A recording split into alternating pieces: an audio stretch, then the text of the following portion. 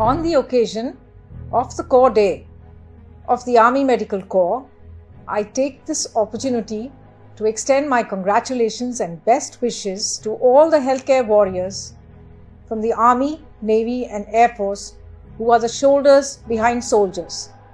I am privileged to lead this team and salute the indomitable spirit of the Armed Forces Medical Services who are committed to serve the armed forces day in and day out. Various healthcare facilities and hospital infrastructure are being upgraded to provide the best medical care for our service personnel during both war and peace. We have embarked upon an ambitious program of training all the combatants in life and limb-saving skills as a part of the Yodha Rakshak program. Extending the realms of healthcare, the Armed Forces Medical Services is providing technical consultation to ISRO to our astronauts being sent for the Gaganyaan mission. The Armed Forces Medical Services is committed to serve the Veer Naris, veterans and their families. Armed Forces Medical Services has been at the forefront in case of any disaster or humanitarian crisis in India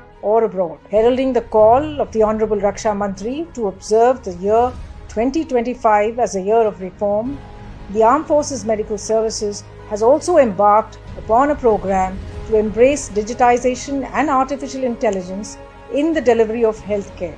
In collaboration with ICMR, advanced centers for research and diagnostics have been established at the Armed Forces Medical College, Pune, and at the Institute of Aerospace Medicine, Bangalore. The Medical Innovations and Research Advancement MIRA Challenge has been launched as a result of our partnership with the Innovations for Defence Excellence Defence Innovation Organization, the IDEX-DIO, to solve complex medical problems that the combat environment presents. Women officers have played in the Armed Forces Medical Services, being one of the pioneering in service organizations.